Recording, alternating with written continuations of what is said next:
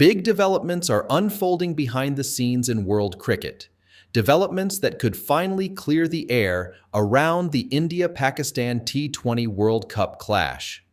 According to highly reliable sources, it is now increasingly likely that the much-awaited India-Pakistan match will be held as per schedule on February 15th in Colombo. Against this backdrop, sources reveal that Pakistan has formally placed three major conditions before the ICC, conditions that go far beyond a single match and strike at the heart of how global cricket is governed.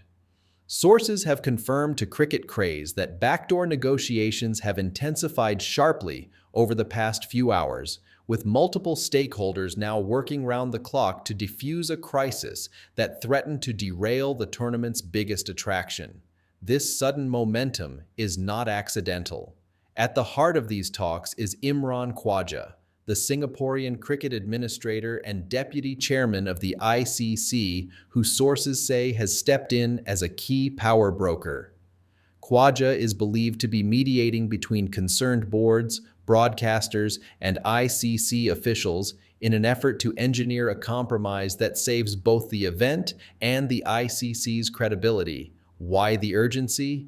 Because this standoff has put more than $400 million of global broadcaster revenue at serious risk.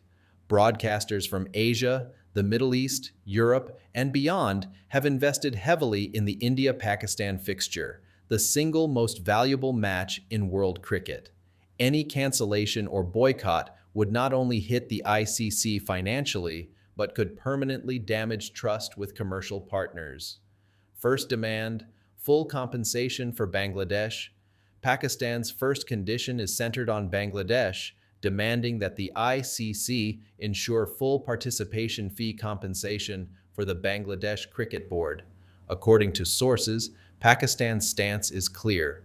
No member nation should suffer financially due to geopolitical disputes or scheduling chaos caused by bigger boards. Pakistan believes that smaller or mid-tier boards are often the silent victims when high-profile conflicts erupt, and this, Islamabad argues, goes against the ICC's stated principles of fairness and equality. By pushing for Bangladesh's compensation, Pakistan is positioning itself as a protector of member rights, not just an aggrieved party. Sources say this demand has resonated with several full and associate members who privately share similar concerns. Second demand, increase in Pakistan's ICC revenue share.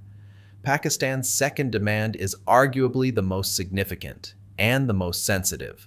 Currently, Pakistan receives 5.5% of the ICC's revenue share, a figure that Pakistani officials believe is grossly disproportionate to the country's contribution to world cricket. Sources indicate that Pakistan has argued its case on multiple fronts. Pakistan remains one of the largest television markets for cricket. India-Pakistan matches deliver record-breaking global viewership. Pakistani players and fans consistently add commercial and competitive value to ICC events. Pakistan's position is that while its cricketing and commercial footprint has grown, its revenue share has remained stagnant, largely due to structural imbalances within the ICC's financial model. Insiders say this demand is not merely about money, but about recognition, respect, and long-term sustainability of Pakistan cricket. Third demand, revival of India-Pakistan bilateral cricket. The third condition is the most dramatic and potentially the most game-changing. Sources confirm that serious discussions are underway about the possible resumption of India-Pakistan bilateral cricket, with Dubai emerging as a neutral venue under consideration. If realized, this would mark a historic shift. According to financial projections discussed in negotiations, even a short bilateral series between India and Pakistan could generate hundreds of millions of dollars in revenue, money that would flow into ICC coffers and, crucially, be redistributed among member nations. Sources say Pakistan has framed this proposal as a win-win solution. The ICC benefits financially, member boards receive greater funding, broadcasters regain confidence, fans worldwide get the rivalry they crave. However, this remains the most complex and politically sensitive aspect of the talks, and sources caution that progress here will depend on sustained diplomatic engagement.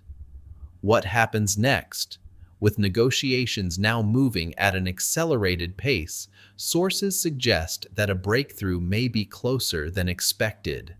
The ICC is under enormous pressure, not just from boards, but from broadcasters, sponsors, and fans who all want certainty. If a compromise is reached, February 15th in Colombo could witness cricket's greatest rivalry back on the global stage, under circumstances that could reshape international cricket's financial and political future.